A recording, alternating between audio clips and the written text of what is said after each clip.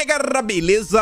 Como é que vocês estão? Meus amigos, o vídeo de hoje está aqui nesses 6 temas. Vamos começar falando sobre o MST, porque eles invadiram mais uma fazenda. Além disso, ainda falando sobre invasões, vamos falar sobre a notícia que envolve o PT, que fará vocês darem risada. Sim, vocês vão entender logo menos. Também quero falar de uma CPI do MST, falar sobre CPIs, falar sobre a CPI dos atos do dia 8, o que o Dilma tá fazendo e o que o senhor Renan Calheiros, aliado de primeira hora do Dilma, vem planejando aí nos bastidores. Parece que já tá começando a se municiar. Falando em municiação, quero falar sobre segurança pública, mostrar para vocês o empenho em resolver problema do governo atual. Óbvio que não, né? Já tô sendo irônico. Gente, alguns absurdos acontecendo, quero mostrar para vocês alguns nomes e como fazer o L realmente é a coisa certa a ser feita.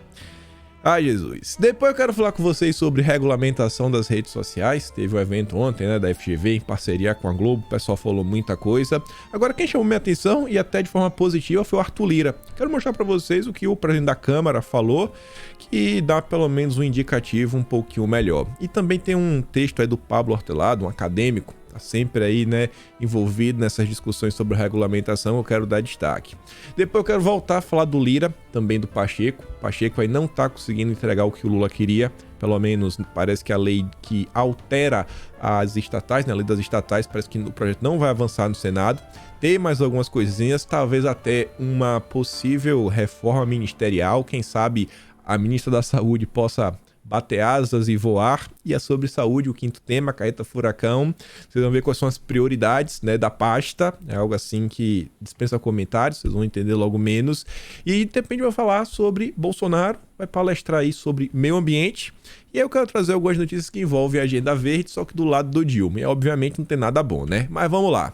E vejam só. O Canal Rural divulgou a notícia que saiu inicialmente nos jornais, né, locais da Bahia, que aconteceu na região da Chapada Diamantina. MST invade mais uma fazenda na Bahia. Cerca de 170 integrantes do movimento invadiram propriedade rural em Macajuba. Vejam só como são as coisas, né? Aí você vai ver. As invasões continuam acontecendo na Bahia. Na madrugada de domingo, um grupo de aproximadamente 170 famílias, não são integrantes, né? Famílias, acho que eles colocaram errado ali no subtítulo, invadiu uma fazenda no município de Macajuba, na região da Chapada Diamantina. A informação sobre a mais nova invasão de terra foi divulgada pelo próprio movimento via redes sociais. A fazenda em questão tem 1.400 hectares, pouca coisa, né? E de acordo com o grupo, estaria abandonada há décadas, mas parece que não é bem assim. Segundo os herdeiros, porque essa fazenda ela está no processo aí de inventário, fala o seguinte, ó, segundo informações da imprensa local, repassadas ao Canal Rural, a propriedade em questão pertence a herdeiros. O terreno invadido estaria, dessa forma, em processo de divisão. E aí vocês devem conhecer um pouco desse processo, né? Testamento, tudo mais. E aí, enquanto ainda não está num consenso, e eles apontam também que está faltando um documento, mas foi em outra nota, esse documento também dependeria da burocracia, ninguém está podendo realmente usufruir da terra. Então, em parte pela burocracia estatal, em parte pela demora que você já sabe com essa questão de testamento, a turma do MST se achou no direito de ocupar. Ocupar porque não está ocupado, então eles vão ocupar, né? Independente é aquela questão que flexibiliza o uso da propriedade privada e com certeza pode assim, não é com certeza não, né? É com absoluta certeza o governo não vai falar nada sobre isso, nada. No máximo apoiar, né? E chamar a família para sentar e dialogar para tentar chegar num acordo, onde a família entra com o traseiro e o governo com o pé. Falei para vocês que tinha uma notícia sobre invasões, que essa ia surpreender um pouco. A CNN não traz as informações completas. Vai precisar de outra nota da Veja para ficar ainda mais engraçado. Talvez seja a lei do retorno. Mas vejam, Zeca do PT repudia ocupação indígena em fazenda de amigo e é criticado por petistas nas redes. O parlamentar afirmou que não há estudos que definam propriedade como terra indígena. O secretário executivo do Ministério dos Povos Indígenas contestou a fala. Aqui é aquele grupo lá do Mato Grosso do Sul, do Kaiowá, a gente comentou sobre ele semana passada, falamos sobre a ONG, que tá aí, né, à frente. O pessoal tentou até emplacar uma CPI contra a ONG, eles acionaram a justiça para tornar nula a CPI, mas tudo bem. O deputado do PT falou o seguinte, abre aspas, é uma barbaridade o que está se fazendo com o companheiro amigo Raul em sua propriedade em Rio Brilhante. De um lado, porque não se tem nenhum estudo antropológico definido para dizer que é terra indígena. E do outro, 2 ônibus com aproximadamente 80 indígenas derramados lá. Também é estranho, né? O ônibus chega. Quem contratou esse ônibus? Quem que ajudou nisso? Tem dedo de ONG? Agora trancaram um portão, ocuparam a sede da fazenda de 400 hectares, proibindo Raul e sua família de tirar de lá aproximadamente 7.000 sacas de soja que foram colhidas. Em nota enviada à CNN, o deputado disse essa também é a posição do governo do Dilma. Tanto eu quanto o governo Lula estamos 100% comprometidos com a reforma agrária e a demarcação de terras indígenas, porém, não será com ocupações ou invasões que vamos contribuir com esse processo. Adiante dessas falas, o secretário, que está sempre sendo do lado dos indígenas, né, não está do lado dos produtores, lamentável o pronunciamento do deputado Zeca do PT, na Assembleia Legislativa de Mato Grosso do Sul, ao questionar a reivindicação legítima dos Guarani Kaiowá ao seu território tradicional. Laranjeira Nanderu é a terra indígena, possui estudo antropológico e é espaço essencial para a sobrevivência física e cultural dos grupos. Olha aqui, meu Deus do céu. Aí eu falei para vocês que ainda é mais engraçado. Sabe quem é o amigo do deputado do PT? Sabe quem é um amigo do deputado do PT? Propriedade de petista é invadida. O amigo é petista. O amigo é petista. Tem até um ditado, né, que fulano, que não sei o que lá de fulano, tem 100 anos de perdão. Sabe que ditado é esse? O do 100 anos de perdão? Faz o L. Faz o L. Em meio ao desgaste político do governo com invasões de 3 fazendas da Suzano por aliado histórico MST, Hugo Marques tem até atualizar, talvez ele não saiba da nova fazenda em Macajuba. O PT voltou a entrar em rota de colisão com o MST, após integrantes do grupo terem endossado a ocupação da propriedade de um dirigente do próprio partido. Na quarta-feira, dia 8, indígenas Guarani Kaiowá se apropriaram da fazenda Inho, imóvel rural de mais de 300 hectares, do presidente do diretório petista em Rio Brilhante, José Raul das Neves Júnior. É a segunda vez que a propriedade foi tomada pela etnia apenas neste mês. Vocês ficam com pena ou não? Nesse caso eu acho que é mais do que justo, né? Demarcar terra indígena. Que é petista. Petista é que defende isso, né? Então, vamos começar, né, fazendo reforma agrária nas terras dos petistas. Nada mais do que justo. Isso daí, pô, o cara, né, presidente do diretório petista, para dar o exemplo. O exemplo tem que vir de cima. Faz o L, campeão. E aí, diante desse cenário que está acontecendo no Brasil, a oposição já começa a articular uma CPI do MST, só que não seria limitada ao MST. Aqui tem a fala do Pedro Lupion, que é da Frente Parlamentar do Agronegócio, que anda bastante satisfeito com o desgoverno, principalmente por ter destruído o Ministério da Agricultura, né? Basicamente, não tem mais nada. Todos os órgãos importantes foram, né, direcionados para outros ministérios. Aí ele fala assim, ó, é necessário e importante que possamos averiguar quem ou que está por trás dessa onda de invasão. Não é normal nem aceitável o que está acontecendo. A coisa realmente está muito acelerada. Há 3 pedidos para abrir a CPI, de deputados diferentes, né? E dentre esses deputados, a que mais tem assinaturas é do Zuco, que reúne 130 assinaturas. Tá faltando apenas 41 para fechar de 171, então já está basicamente na boca, né, de ter os requerimentos mínimos. Integrantes da frente afirmam que o encontro será fundamental para concentrar as assinaturas em um só pedido. A comissão investigaria as invasões de terra produtivas pelo MST. Apesar de levar o nome do movimento, e aí que eu falei para vocês, a CPI também alcançaria invasões realizadas por grupos indígenas e da Frente Nacional de Lutas Campo e Cidade Campo. E Cidade, vixe, nome complicado. Enfim, a FNL, né, do José Rainha, que foi até preso recentemente. Vejam só, Uma CPI, a gente sabe que ela começa de um jeito, não sabe onde termina. Se essa aqui sair do papel, pegando até o que o deputado do PT falou, não, o ônibus chegar lá e derrumou a galera. Bem, que ônibus é esse? Quem contratou? Tem dedo de ONG? Já pensou bater na porta, chegarmos numa ONG mais uma vez? Seria muita coincidência, né? Não sei se CPI como essa vai sair do papel, tem um limite. Se não me engano, só podem ter 5 CPIs acontecendo ao mesmo tempo no país. Até o momento, nenhuma avançou, nenhuma foi instalada. Aí fala, né? Os movimentos brigam por reforma agrária e demarcação de terras indígenas. A oposição a Lula afirma que o número de invasões somente neste ano já ultrapassou os casos registrados durante o governo Bolsonaro. Todo o governo Bolsonaro teve menos invasões do que esses 3 meses incompletos. Na verdade, não tem nem 3 meses e meio, né? A estratégia por trás de tantos pedidos de CPI no Congresso. Segundo aqui a turma da Veja, tá falando o seguinte, né? Que essa profusão de proposta de CPI, né, tem deixando o Dilma irritado.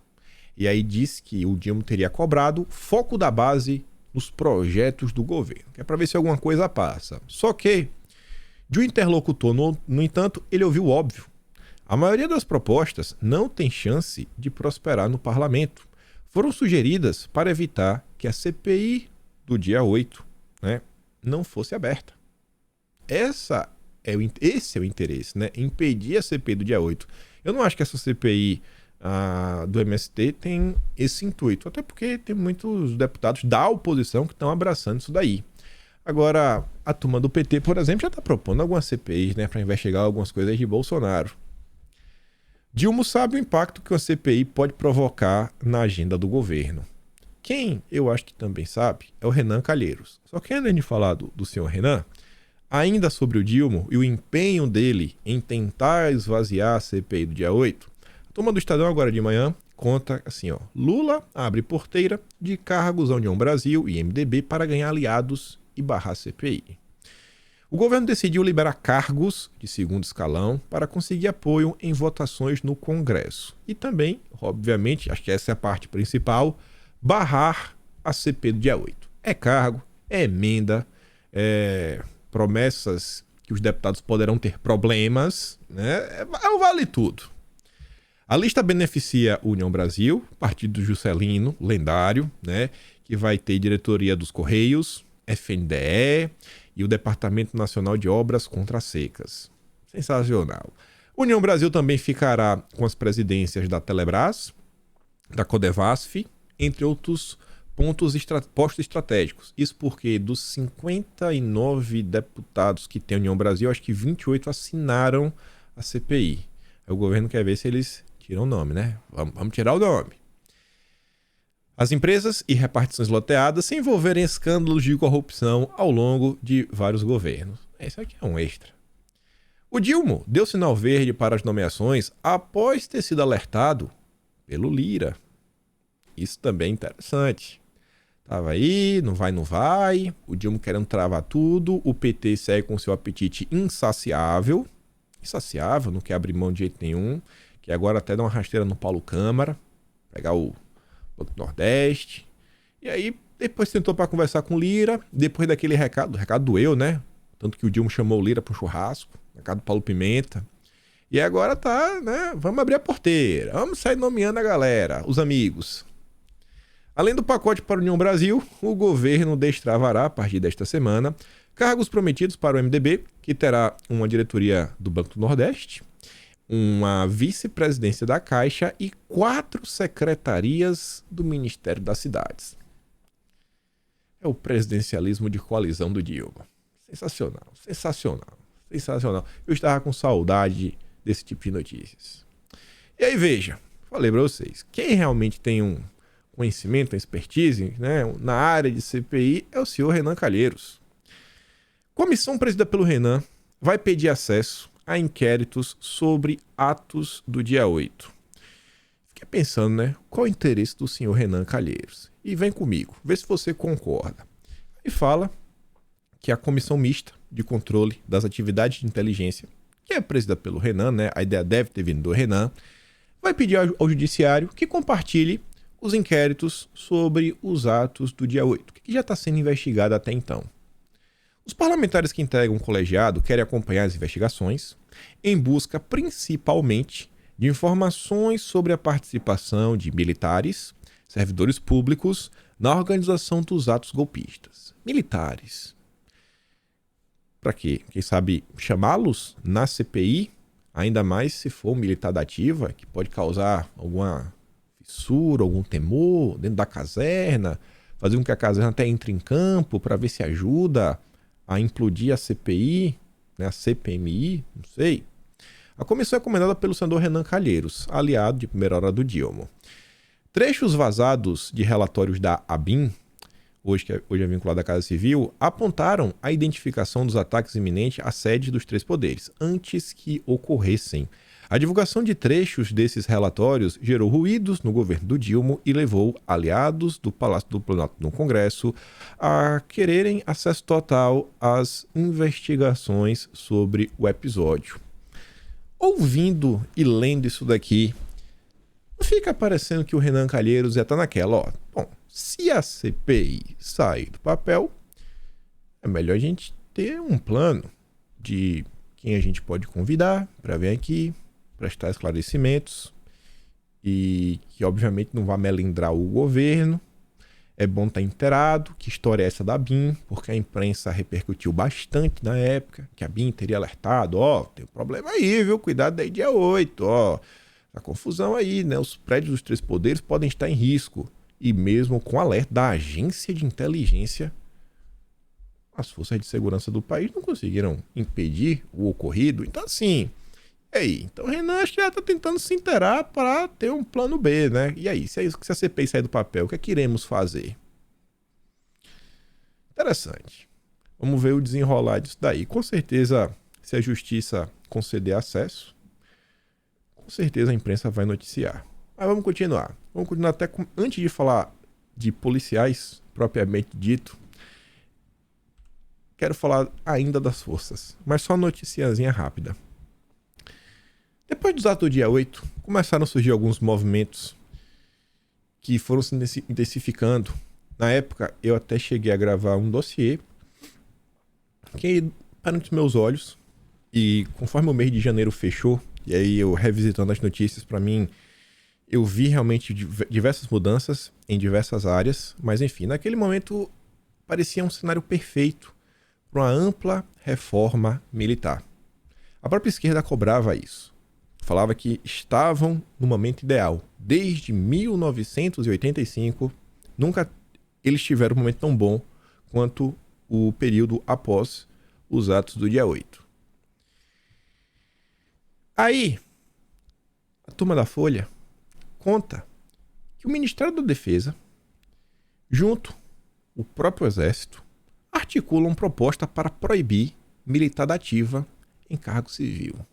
É a desmilitarização da política. Um interesse aí da esquerda que não vem da eleição, né? É histórico.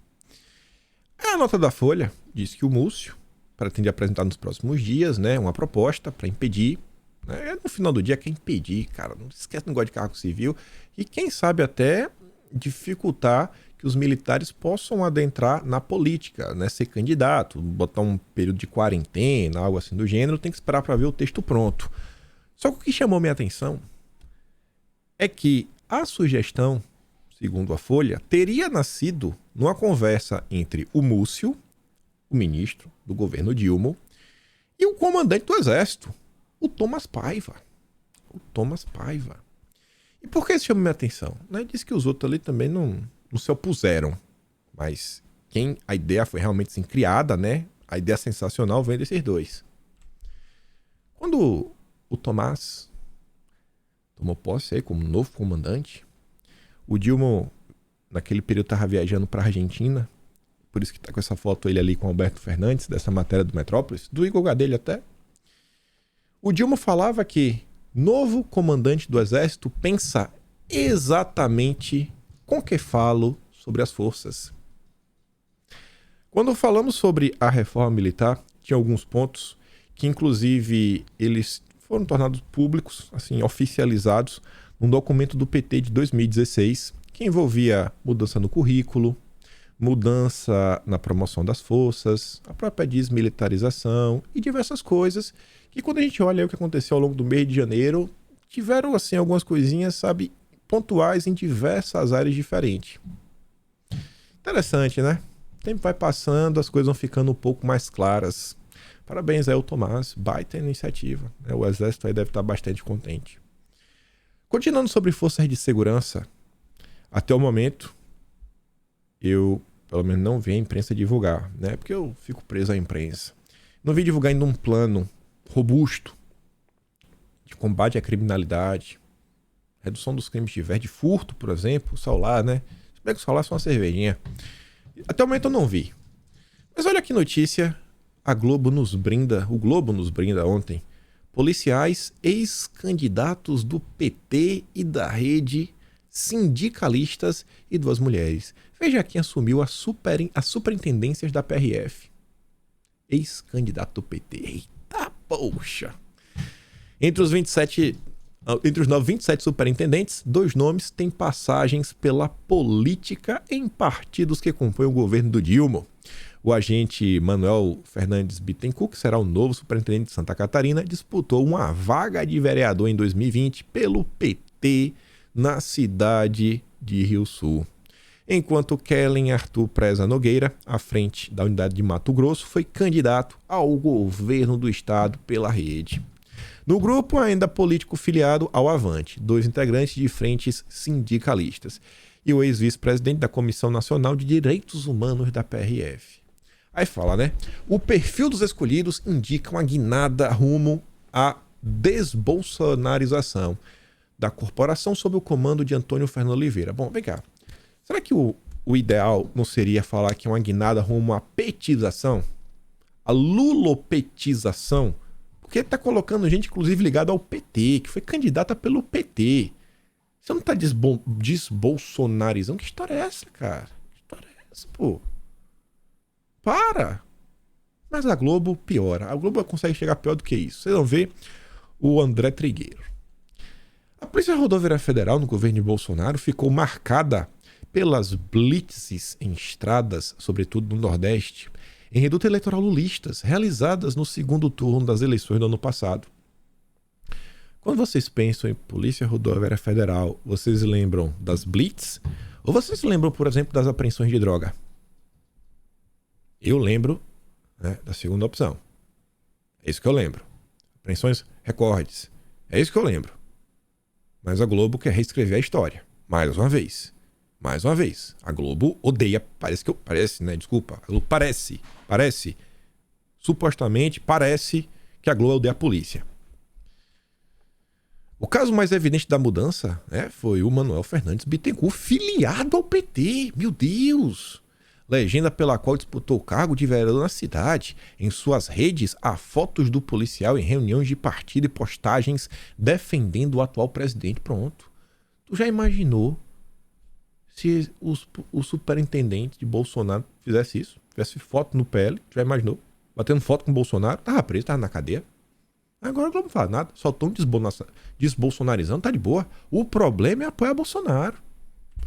E realmente é o problema. E quando você acha que esse negócio de narrativa não existe, olha isso aqui. Olha esse cidadão. Ave Maria. Olha. Rapaz. Tu acha que isso aqui... Tu acha que esse cara aqui... Onde esse cara mora? Tu acha onde esse cidadão mora? Corre algum risco? Será que esse cara algum dia já sentiu o pavor dos brasileiros ao sair de casa e não saber se voltam vivos? Olha o que ele tem pra falar. Concordo com o Valdo, mas tem algo que eu vou defender aqui e, por favor, não confundam com caça às bruxas. Não é caça às bruxas. Os servidores, começando pelo superintendente, ex-superintendente da PRF, e passando pelos policiais que se deixaram gravar em vídeos no auge dos bloqueios das estradas, se solidarizando com esse movimento completamente ilegal, eu penso que eles, nos termos da lei, com amplo direito de defesa, precisam ser punidos exemplarmente. E isso tem ressonância no corpo de policiais. Porque uma coisa é você dizer, mudaram o superintendente, agora tem outra diretriz. Isso é importante? Mas não é o suficiente. Não é o suficiente. Apoia Che Guevara, botanezinho o comunismo, isso é de boa, foto do PT. O problema, vocês acabaram de ouvir. Vai lá, continua. Quer dizer, eu acho que todos os que se deixaram flagrar do lado errado, que não é o que uma polícia rodoviária federal deveria estar, no auge, e isso teve muita repercussão, inclusive internacional, o que deu a louca no Brasil? Quem deveria manter a lei e a ordem se coaduna com movimentos criminosos. Isso é seríssimo. Então, esses policiais, não basta que eles sejam afastados, eles têm que ser desligados da corporação e responder nos termos da lei pelos crimes de associação a quem não deveria estar fazendo o que fez e contou com o apoio desses maus policiais. Porque isso tem ressonância, isso tem reverberação. Isso faz com que a pessoa que ainda tenha, digamos, alguma simpatia ou inclinação pela gestão interior diga, não. Se eu quero ter vida longa na PRF, eu tenho que entender quem é polícia e quem é bandido. Sabe? Brincar de polícia e ladrão sabendo quem é que está do lado certo da história. Você é policial, você tem algum apreço por Bolsonaro, aprenda a identificar quem é bandido e quem é ladrão. Foi isso que ele falou? Não. Quem é polícia e ladrão, né? Não vai ficar do lado do bandido não, viu? Isso é a Globo. Mas fica imaginando o que passa na cabeça de alguém que sintoniza nesse canal. Uma coisa assim, né? Esse vídeo rola na rede social, você vê ela e fala, meu Deus do céu. Agora imagina o cara que assiste isso daqui, não assim, pra mostrar o absurdo, mas porque ele realmente, nossa, meu Deus, como André Trigueiro é um poço de sabedoria. Mas vamos lá, tem mais coisa. Ele falando aí, né? A polícia virou notícia internacional. O mundo chocado com o Brasil. Saiu, na verdade, a notícia hoje, ó, 5h30 da manhã, sobre isso. Olha a manchete. Em carta confidencial, a ONU denuncia polícia rodoviária e cobra investigação. Bom, eu vou ficar muito feliz no dia que a ONU aparecer cobrando o bandido. Vai ser muito bom. Na hora que a ONU botar o dedo na cara do primeiro comando, esses grupos, falar aí, ó, vocês estão fazendo muita coisa errada. Aí eu quero ver. Aí eu quero ver a valentia. Mas até então, falar de polícia é fácil. Falar de polícia é fácil. É uma matéria longa, matéria extensa. Só quero mostrar para vocês um único pedaço da matéria. Há suspeitas de violações por parte da Polícia Federal. 2 pontos. Na carta, as autoridades destacam que a Polícia Rodoviária Federal detém um mandato legal para monitorar as rodovias e garantir a sua segurança. Desde 2019, o Ministério da Justiça emite uma série de resoluções expandindo o escopo de ação da PRF, para incluir operações conjuntas com outros órgãos federais, estaduais ou municipais para combater a atividade criminosa. Entre janeiro e setembro de 2022, a PRF esteve supostamente envolvida em 38 operações policiais. Segundo eles, a condução da operação da PRF não respeitou, isso a operação no Complexo do Chapadão, em 27 e 28 de outubro, não respeitou aspectos importantes da legislação nacional brasileira. O primeiro item apontado. A PRF não teria respeitado a imposição da restrição à condução de operações policiais nos municípios do estado do Rio de Janeiro durante a pandemia. Olha só. Não pode fazer operação policial, não pode fazer. Olha qual a preocupação da ONU. A ONU está preocupada que a PRF, além de fiscalizar as rodovias, também estava ajudando em operações policiais. Eita, rapaz, o mundo está chocado com a polícia brasileira. Vejam como são as coisas. Esse é o Brasil. Inclusive, esse é o Jamil Chad, né? O Jamil Chad é um porta-voz. A esquerda é engraçada. A esquerda woke olha pro Jamil Chad e bate palma. Sensacional, né? Um dos maiores de todos. E aí a turma nacionalista fala que ele é porta-voz da OTAN. Porque o Jamil Chad, ele realmente, né? O que a ONU quer, ele escreve. É simples assim. Você quer saber o que a ONU quer ordenar ao Brasil? Tudo sai na conta do Jamil Chad. Tá lá fora, tem vários contatos em Genebra. É assim que a turma vê, né? Né? A questão que envolve segurança pública. Quem sabe um dia eles vão parar de se preocupar tanto com a polícia e começar a se preocupar mais com a vítima e também com o criminoso, né? Mas não é se preocupar, ai, coitadinho, não. É se preocupar mesmo, sabe? E aí, vai resolver isso aqui como? Esse cara está começando a se tornar um problema. Mas por hora, deixa isso de lado. Outro tema que ganhou novidade no dia de ontem envolve a questão de regulamentação das redes. Teve um evento aí da FGV, contou com a participação do Flávio Dino, contou com a participação de... Espera aí só um segundinho aqui, tomar uma água. De volta. Ontem teve um evento da FGV, organizado junto com a turma da Globo. Tava todo mundo lá, né, que manja do assunto. Galera do Judiciário, galera do governo, alguns parlamentares, o Lira, o Orlando Silva. E aí o ministro da Justiça, o Flávio Dino, falou o seguinte: Dino define a agência leve, só de leve, levezinha, agência reguladora, para regular as redes e nega punitivismo. Não, esquece isso, não vai ter nada disso, vai ser do bem. Aí o do Metrópolis fala o seguinte: o ministro explicou que haverá o dever de cuidado, ou seja, usar o aparato jurídico em relatórios semestrais para avaliação do que é veiculado e retirado das plataformas. Esse dever de cuidado é mais rigoroso em certas circunstâncias. Por fim, o objetivo é a criação de procedimentos com o objetivo de mais transparência e, em alguns casos, responsabilização civil.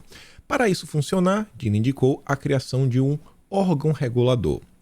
Temos em aberto apenas um tema nesse conjunto de propostas que vamos oferecer ao Parlamento, a existência ou não em termos de um órgão regulador. O órgão deve ter certos atributos de independência e, a meu ver, envolver a sociedade civil, agências de checagem, por exemplo, mas com leveza. Não pode ser a criação de um novo aparato burocrático pesado de difícil manejo porque se choca contra a própria lógica da internet. Nossa, que lindo. Então, é só uma agênciazinha de leve. Aí você se pergunta, tá? Para que o ministro vai querer uma nova agência reguladora? Tá se falando tanto de tem que dar transparência. Tá meio, você fica meio assim, né? Com o pé atrás, mas não fica muito claro. Bom, se não ficou tão claro, agora eu acho que fica um pouco mais.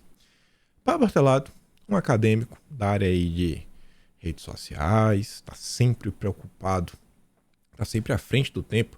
Várias pautas que, sei lá, começaram a ser discutidas em 2018, ele já falava em 2016.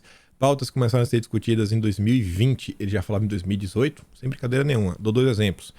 A primeira envolve as agências de fact-checking. Em 2016, se eu não me engano, é 2000... Antes aí, ele já falava sobre isso. Ele já apontava que era um problema. E ele tinha textos antigos dele falando assim, a direita levanta conspirações que, as agências de fact-checking têm proximidade com Jorge Soros? Nossa, não, isso é maluco, não tem, isso não existe. Então, se é assim, já tem uma solução. Vamos criar uma agência estatal. Olha só, o Estado vai fazer o fact-checking. Tem sobre isso, tem sobre os problemas dos aplicativos de mensagem, porque muitas pessoas preferem acreditar num familiar, por exemplo, quando mandam notícia no WhatsApp, do que acreditar na imprensa. Olha só, né? Que crime. O povo não tem capacidade de julgar por si mesmo. E aí o Pablo Hortelado, ele escreveu essa nota, o fim do artigo 19 do Marco Civil da Internet. E aqui, para mim, tem uma jogadinha que chamou muito minha atenção, que é o seguinte, ó. O ponto mais discutido lá no evento que teve ontem, por todas essas pessoas super importantes, foi o artigo 19 do Marco Civil. Esse artigo estabelece que plataformas de mídia social, como o Facebook, não podem ser responsabilizadas pelos danos decorrentes de postagens dos usuários. Isso significa que se um usuário do Twitter atacar a honra de alguém, a responsabilidade por essa postagem será do usuário e não da plataforma. O que aparentemente é algo natural, porque pensa o seguinte: plataforma como o Facebook tem mais de 2 bilhões de usuários. Como você pode prevenir que uma pessoa escreva um absurdo para outra pessoa? Você vai colocar algumas palavras-chave, mas como saber que aquelas palavras-chave estão sendo aplicadas no sentido de ofender aquela pessoa e não de, sei lá, qualquer outra coisa? Como você vai saber isso? É meio complicado. Realmente você querer punir sobre tudo. Pensa aí, 2 bilhões de pessoas falando só de Facebook. Embora não sejam obrigadas a retirar conteúdos ilegais, a não ser por ordem judicial. As plataformas se autorregulam moderando postagens. Elas meio que já fazem isso. Isto é, apagando e restringindo o alcance de conteúdos de usuários que violam regras das suas comunidades. Depois do 8 de janeiro, porém, se formou um consenso que essa autorregulação é insuficiente. O novo modelo que será proposto pelo governo federal e que deve ser incorporado pelo Legislativo e respaldado pelo Judiciário é que essa autorregulação seja, por sua vez, regulada numa forma híbrida, conhecida como autorregulação regulada. E o que é isso? O nome é estranho, mas vai ficar fácil. E aí você vai entender essa história da agência reguladora, do órgão, né, o órgão regulador. Neste modelo, a lei estabelece parâmetros para certos tipos de conteúdo. O ministro mencionou casos de discurso de ódio, ataques à democracia, ismo, né, blá, blá, blá, e as empresas passariam a ter a obrigação de agir para moderar esses conteúdos. E essas ações das plataformas seriam documentadas em relatórios de transparência e uma autoridade regulatória avaliaria o seu alcance, podendo impor sanções se forem consideradas insuficientes. Aí você fala, tá, mas entendi, vai ter o relatório. O relatório é sobre o que as plataformas fizeram. E esse órgão regulador vai olhar o relatório, ver se tá beleza. Qual o problema? Qual o problema? Explica agora. Pensa o seguinte.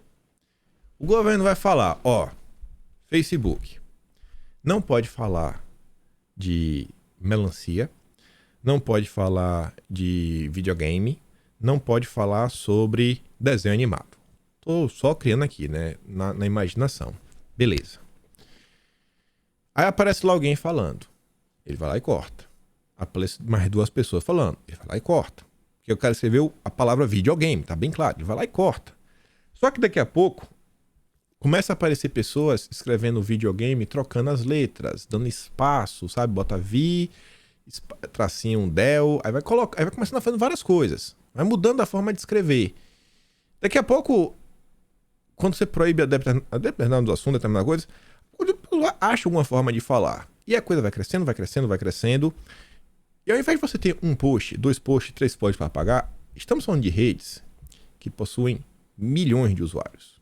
Milhões de usuários. Imagina um determinado assunto, você tenha, sei lá, 100 mil posts, 500 mil de posts, etc, tudo mais. É impossível você apagar todos. É impossível você apagar todos.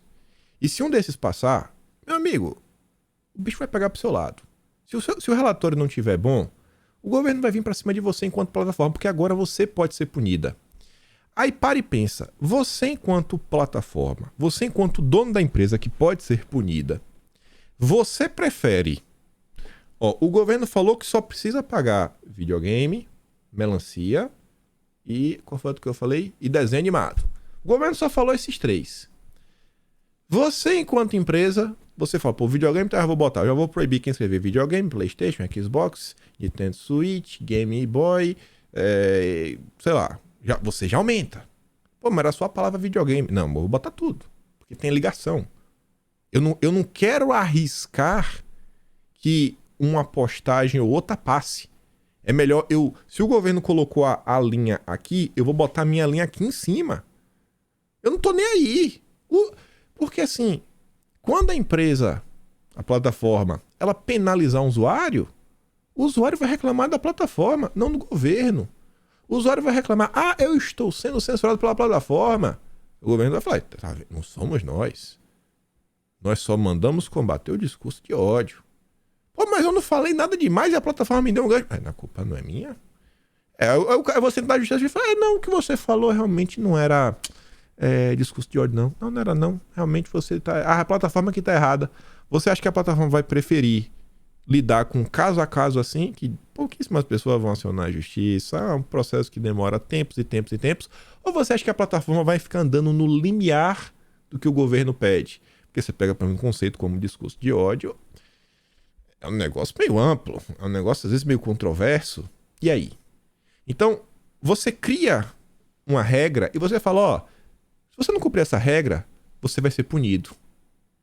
E como estamos falando de linguagem é algo subjetivo, Possivelmente, eu acho que isso vai acontecer, as plataformas elas vão subir o nível, porque ninguém sabe o que realmente é o que não é, a depender das coisas. Se você não tem parâmetros extremamente claros, e acho que é muito difícil você deixar claro as coisas, porque é linguagem é muito subjetiva às vezes.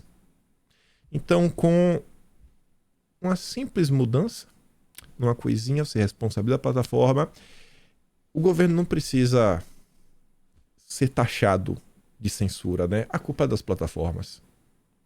É o que eu fico pensando, né?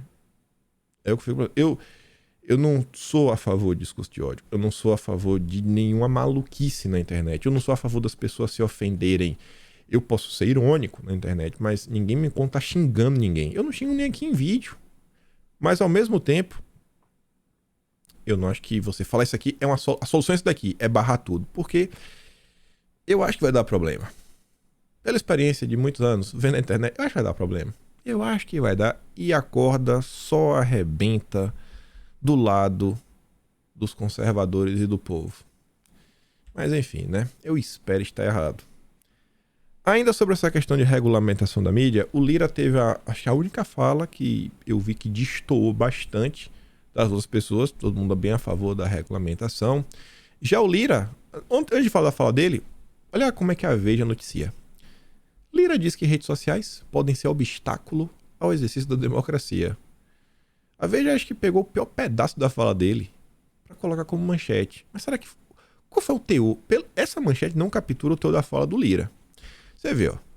O presidente da Câmara disse que as redes sociais ampliaram o espaço de debate na sociedade brasileira, mas que o seu mau uso pode trazer riscos à democracia e à própria liberdade de expressão, ao mesmo tempo em que o Lira também pregou o controle de discursos criminosos nas redes. Ele criticou a censura a jornalistas e parlamentares com base em um mero clique, referindo-se a contas e perfis bloqueados por decisão das próprias plataformas digitais ou pela justiça. Lira disse que, nos tempos atuais, é mais difícil silenciar discursos criminosos, mas afirmou que o outro lado da moeda também representa uma ameaça. Sendo o mundo digital, já não é mais preciso prender um cidadão para silenciá-lo ou para restringir drasticamente o alcance das suas palavras, porque não precisa estar preso mais. Mesmo aqueles cidadãos cuja função precípua é a manifestação de ideias e a comunicação, como jornalistas e parlamentares, eles podem ser calados com um mero clique. É uma liberdade de expressão amordaçada, não será jamais democrática. Da mesma maneira que ataques à democracia, as suas instituições não serão jamais legítimas, né, da liberdade de expressão. É aquele final bem óbviozão. O que vem sendo noticiado aí no final do dia, e eu falei para vocês lá atrás, eu acho que alguma regulamentação vai passar. O Lira está falando em algo que seja um meio termo. O que seria esse meio termo eu também não sei. Mas vai vir alguma coisa por aí. Coisa boa, eu acho que não. Mas vamos lá. Já que estamos falando aqui do Lira, saiu uma nota da Folha de São Paulo falando o seguinte, que o Lira ofereceu serviços para a Dilma em troca de recompensa. Falando que aquela fala que ele fez, que acabou gerando um jantar, etc, tudo mais, tinha algo por trás. O Lira não fez isso, quando afirmou, no início da semana, ele não fez apenas uma análise desinteressada, né? Ninguém no Palácio do Planalto interpretou a declaração do Lira como simples alerta. Auxiliares do Dilma entenderam que o líder do Centrão apresentava um problema, com o objetivo de oferecer seus serviços na captação de votos adicionais para o governo em troca de recompensas. Olha, eu tô aqui, posso ajudar, mas óbvio, tem um preço a ser pago. Grava isso, que eu não tô falando à toa. Vamos falar que você vai entender o próximo tema, envolve a saúde. O recado de Pacheco a Haddad e o Padilha. Assim, irmão, olha só, conversamos aqui, olha que o Pacheco deve ter feito de tudo que ele podia fazer. E aí ele teve que dar notícia que o projeto que flexibiliza a lei das estatais não passa no Senado. Não tem base para passar, tá difícil. Na avaliação de Pacheco, o governo só tem a perder em credibilidade ao tentar modificar uma lei para satisfazer interesses políticos. Um desses interesses, por exemplo, é Paulo Câmara. Ele é apontado como um dos principais responsáveis pela aliança entre PSB e o PT na disputa presidencial. Ele foi convidado pelo Dilma para presidir o Banco do Nordeste, cujo orçamento anual é de 2 bilhões. Sem alterar a lei das estatais, ele não pode assumir o Banco do Nordeste. Não tem o que faça. E aí, tanto o PT do Ceará como União Brasil passam a disputar a presidência da instituição. União Brasil, leia-se também Arthur Lira. Então, a turma tá vendo o que tá rolando e já tá falando, ó, tem esses cargos aí no segundo escalão, também estamos querendo uns cargos aí no primeiro. Se rolar, aí talvez, tem uma base aí, né, no Congresso, para passar as pautas aí que o PT tanto quer, rapaz, tanto quer. Mas, no momento que tá delicado. Não entregou o suficiente. E eu acho que a requisição, né, os pedidos de entrega, eles só vão fazer aumentar. A cada votação, vão pedir cada vez mais. Mas vamos lá. 2 problemas na cabeça. Se lembra que antes da definição de todos os ministérios, etc, e tudo mais, surgiram na época as notícias falando que, por exemplo, a turma do PP queria controlar o Ministério da Saúde, o Lira tinha esse interesse de fazer as indicações, para controlar o Ministério da Saúde, e o PT não quis dar de jeito nenhum.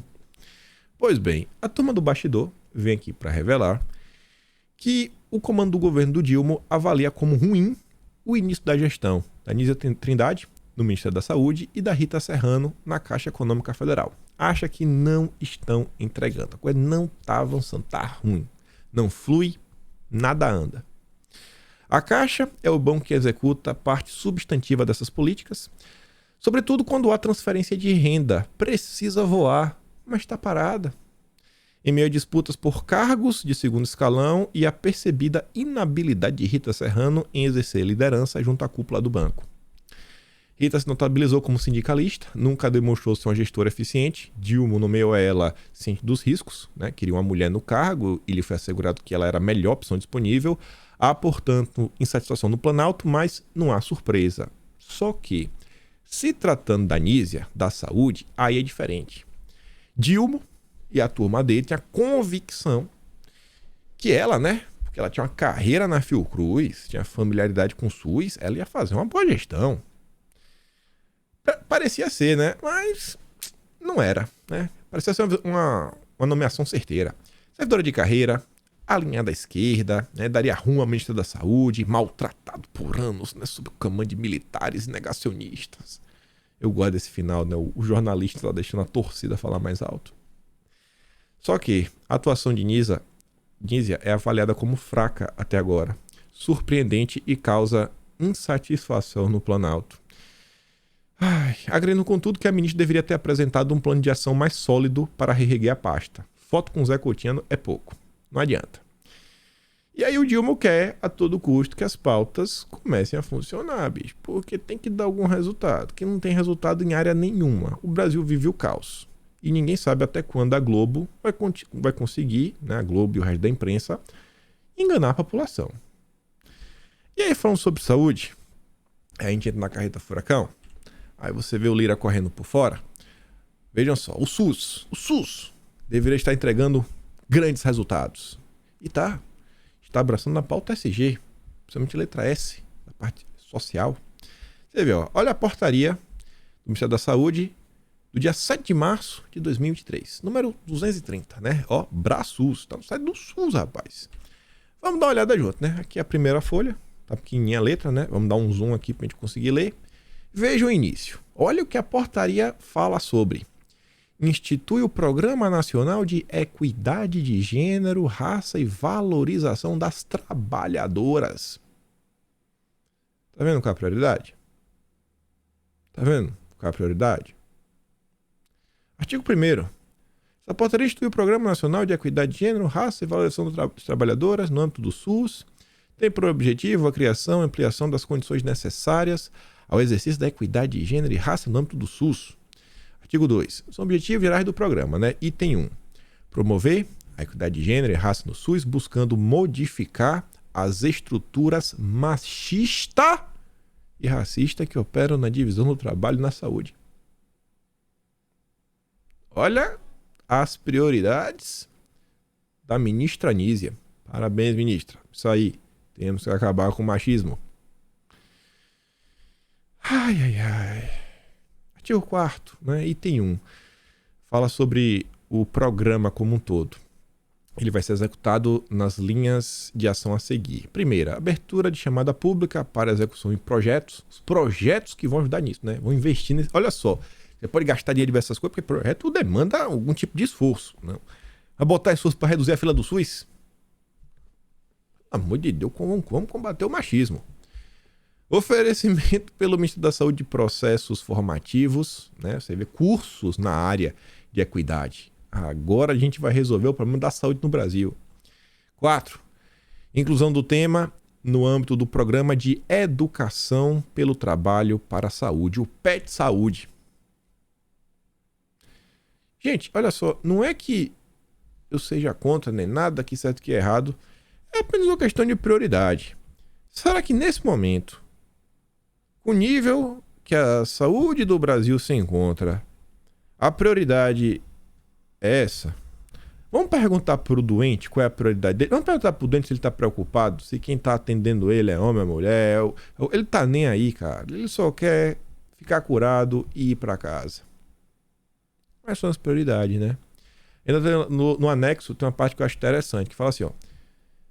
Para os efeitos dessas portarias, serão considerados alguns seguintes princípios, conceitos e diretrizes. Aí bota assim, ó, dos princípios. Olha o segundo princípio. A laicidade do Estado. Laicidade do Estado. As políticas públicas de Estado devem ser formuladas, implementadas, monitoradas e avaliadas de maneira independente de princípios religiosos, de forma a assegurar efetivamente os direitos consagrados na Constituição Federal e nos diversos instrumentos nacionais e internacionais assinados pelo Estado brasileiro, como medida de proteção aos direitos humanos no que tange à promoção de equidade de gênero e raça. A religião é um problema para isso? Não, se botar, ele não vai ter que... Qual religião cria problema com isso? Às vezes eu queria até saber, sabe? O que é que tem a ver uma coisa com a outra? Eu entendo, você fala, não, mas eu queria entender como a religião impacta esse ponto. Eu não tenho capacidade para chegar nessa conclusão. Mas são as prioridades do Ministério da Saúde. Falando também de saúde, a CGU levantou o sigilo, mandou tirar o sigilo. Segundo eles, porque Bolsonaro, lá no evento, né, da CIPEC, teria dito que não tem nada a esconder. É que o Bolsonaro falou que não tem nada a esconder, né? Então vamos... Ela bota ali, ó. O órgão decidiu divulgar após esse presidente dizer publicamente que poderia abrir. Pode abrir então. Então, se pode, eu vou abrir então. Como essas coisas, né? Foi tornada pública por ele mesmo. Foi tornada pública por Bolsonaro, então, já que ele deixou, vamos botar, né? Diante disso, conclui-se que o acesso a informações pessoais solicitadas é compatível com a finalidade pela qual o dado pessoal foi tornado público pelo próprio titular. E ainda disse que Bolsonaro reconhecia a importância, porque é uma questão de interesse público. É interesse público, não é da esquerda. De fazer o que eu não sei. Mas vamos ver o que eles vão apresentar. E vamos ver, né? Já saiu tantas coisas falsas sobre esse cartão de Bolsonaro, mostrando que algumas pessoas inseriram os dados e que não batiam, que eu fico me perguntando, né? Qual é a verdade por trás de tudo. Mas vamos ver, né? Vamos confiar no desgoverno. Ainda dá tempo? Dá tempo.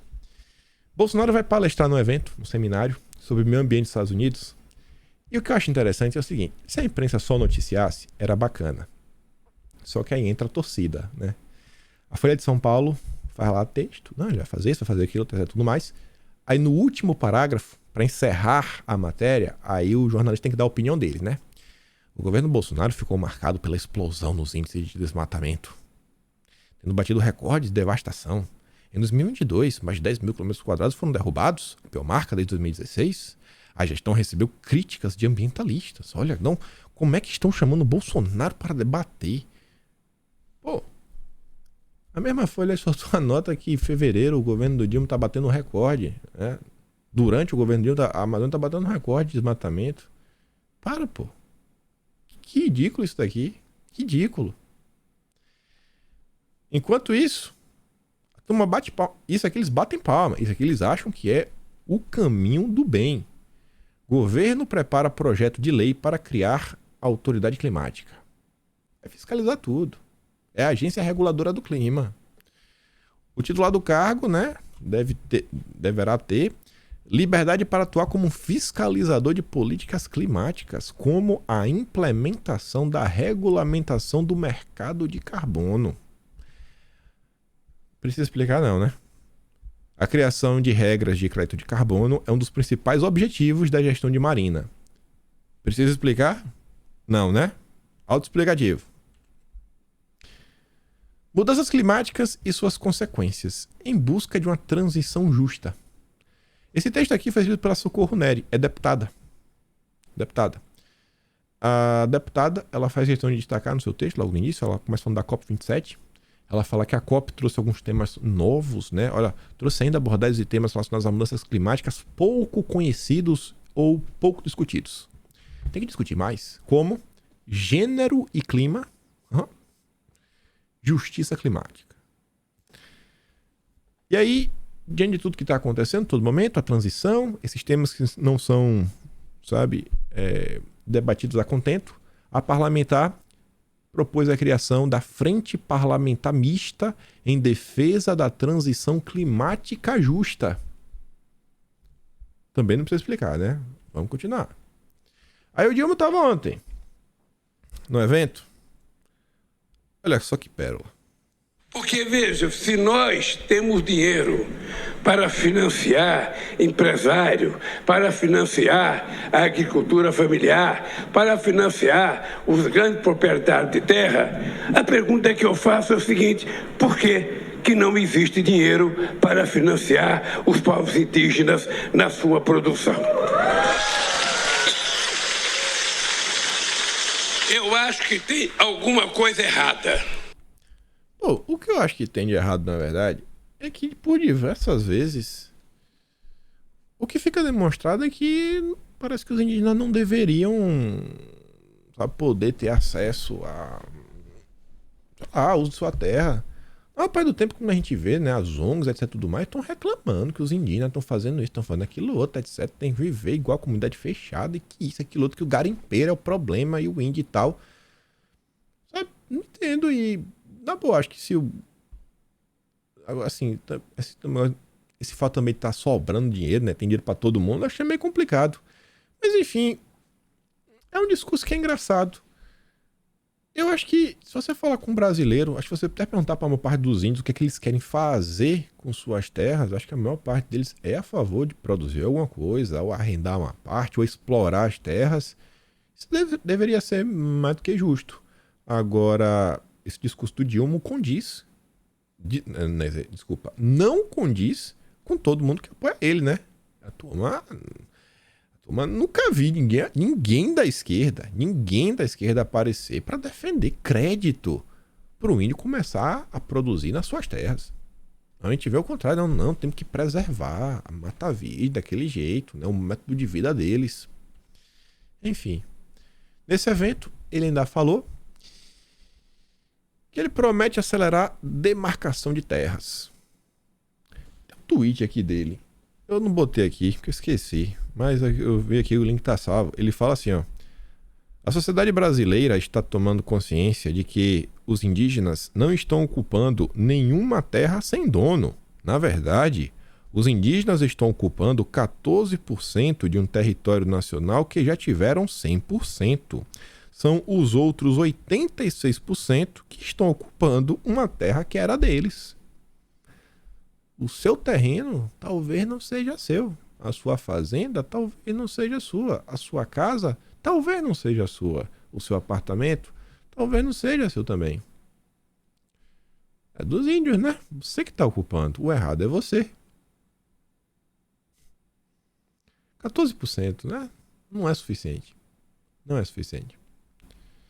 Olha, é de perder a fé, viu? Muitas vezes. Tenho pedido tanto para a FUNAI quanto para o Ministério me apresentar todas as terras que estão prontas para serem demarcadas, porque a gente precisa demarcá-las logo, antes que as pessoas se apoderem delas. Pronto. Com certeza aqui o John Kerry e os amigos do Dilma lá em Washington estão muito contentes com a atuação dele. Quem também está contente é o Dória. Até o Dória. Antigo crítico, o Dória elogia o Dilma por defesa da democracia, meio ambiente e diálogo. Imagina o que o Dilma não anda fazendo. Dória elogiou 3 eixos: políticas para o meio ambiente e o diálogo do plano com o setor empresarial.